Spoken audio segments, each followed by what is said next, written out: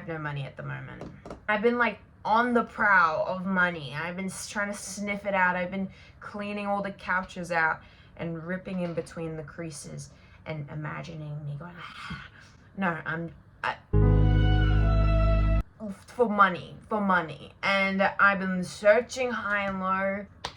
I just want money. That's all I want. Any sort of dollar that comes my way, I pinch it and I hold it dear, and then I spend it on like the Chipotle mayo from GYG, because that mayo slaps. I spend a lot of money on nothing, which is weird because I'm a very productive spender, I feel, at times. Anytime I sniff or have a little inch of an op shop or a dollar shop, I think, oh my god, I can buy like 5 of the same things and it's only $2. But Izzy hasn't had the currency in her head that dollars add up. And I failed year 12 math. And my ATAR result made me look like I didn't even like show up. So I have been looking high and low. I found some stuff online. I started selling stuff. And if you're wondering why I am in such a dire financial state at the moment, it's crack. No, it's 2026. It's cost of living. I live in Australia. You think it's okay here? It's not. I live with my dad. I moved out willingly and decided to pay more. And I realized, oh my god, that comes with groceries and that comes with other stuff and laundry and everything. I'm a hard worker. I am like a beaver to a wood chipper. I grind. I work hard. I've had about, don't tell any of my employees, I've had about 13 different jobs, and I'm not joking. I've went through 13 jobs, but that's because I'm a very big adapter. I'm a chameleon. I need to be a part of this. I blend into the background because I hate to bring it up every single time, but I have autism. I'm diagnosed. I physically can't go into a space without thinking caveman mind. I'm not gonna survive the tribe because they're gonna leave me in the dust. So I have to blend in, and each time I do that, I hate it. It's just like, God, like how boring are these normies? And then I revert from it very drastically. So I get very integrated into my job, and then I depart from it because I either like really excel at it and then I can't learn anything else, or like I can't handle the certain work environment that makes me conform, and I'm like, oh, this is a role I cannot play for so long, so goodbye. My mask is slipping. I had that at my last job. I worked at Costco, and I was going through a really bad period of my life, and I was like on display constantly, but like I was like, I can hold up this mask. I can peel it to my face. I can sew it into the strings of my neck. I can do it. And then I had breakdowns bald every day. Like it's just hard, you know? But I'm a good worker. There's one thing I know about myself. Anyways, and so you're wondering, how did I end up like this? Well, there's holiday periods, and I work at a job that I really love, actually, and I don't feel like I'm going to stray away from it. I really, really love it. But you get through the holiday season, you kind of have this like, it's like a hangover, holiday, vomit inducing, ball clutching sort of event where you like hold your purple balls and you're like, well, Vanessa won't let me hit it because the bank is at 0, so I need to find something else to make it up. I didn't expect it, and this year I actually was active sexually. No, I was active in my brain about, I want to buy a gift for my other sister, and I want to buy a gift for my other sister, and I want to buy a gift for my mom, and I want to buy a gift for my nan. And like, I come from a family of rabbits, so I have 3 sisters, so 4 sisters altogether. My mom, my dad, my nan, it goes on.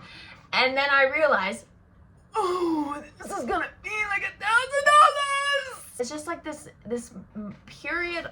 I always see this, and I know this pattern because in my camera roll, when I'm looking back, and I look back a lot on like the years, there's always like a month or like a 2-week period after Christmas where I'm at home doing nothing. Nada. Not a thing. And that's because I'm emotionally drained, I'm physically drained, and I'm financially drained. Normally, if I'm those two first things, I can still do my things and like have a bit of a delightful life. Right now, it's where's the bread? I'm Katniss Everdeen. Throw me the burnt bread. Like it's severe, and it's actually affecting my life. So this is a donation thing, you know. Help your girl out, you know. I'll do anything. Do you want me to fart for you? I've been asked to get farted on.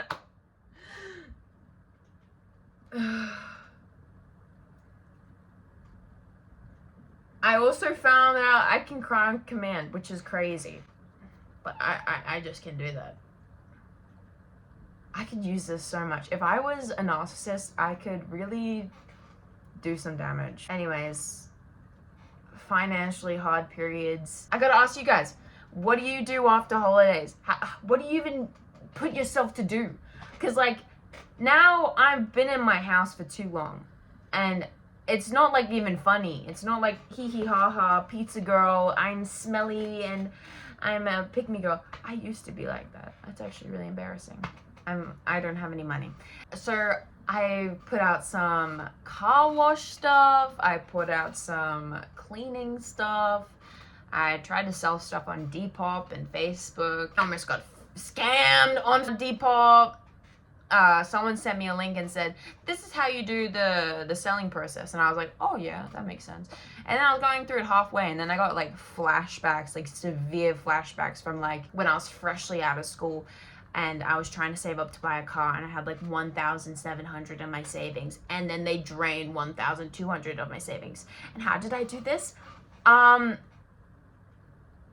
failed math. I was at gym and I was like doing my workout, and I keep making it like, I keep throwing the blame of it all from myself back onto the premise that I was in gym mode. I was roided up. I was locked in. You don't want to touch me. And I could have locked out of that. Except I didn't. I was selling the product. And somehow I had to redeem it, and then $1,200 later, I'm broke, and I did hunt him down eventually.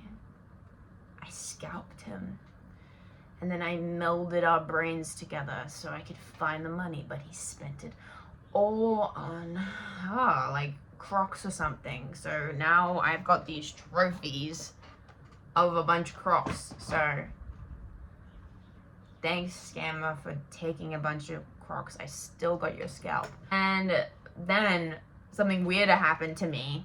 And I didn't know if I wanted to talk about it on YouTube because they've been following me everywhere.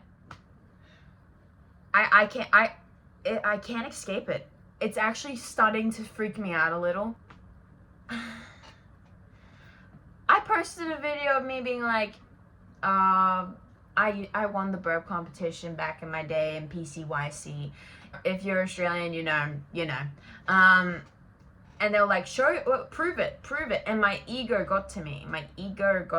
They was commenting, so they were trying to bait me, and I took that bait, and I said, oh yeah, you think I can't burp? I'll show you. And then I did it like a bunch of times, and I'm a really good one, but I'm not gonna fall for it anymore. And then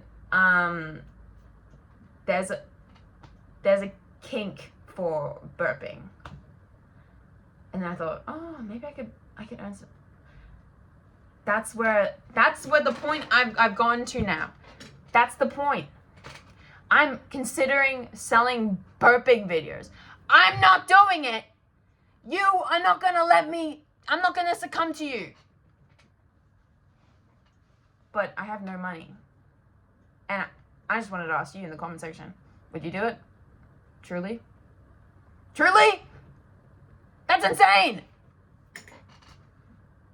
I'm just saying, it's hard times, hard measures. Yeah, let me know what you guys think. Do you think that, did you guys know that was a thing before I discovered that was a thing? Apparently, my friend tried to let me know. She's like, I tried to let you know, but I'm disgusted by it. And I'm like, that's so fair. I didn't know that either. Also, when I responded to it, someone said, fart for me. I didn't know the hole goes deeper. You're telling me there's more? Farting? Gas escaping my asshole. Actually, I can't. When you put it like that, I don't know. I draw a line. Maybe not financially. I'm not gonna do it. I'm not doing it. Don't try to come at me in the comment section. Don't provoke me. I will. I've learnt wrestling. I've got these things. I guess that's it. Bye.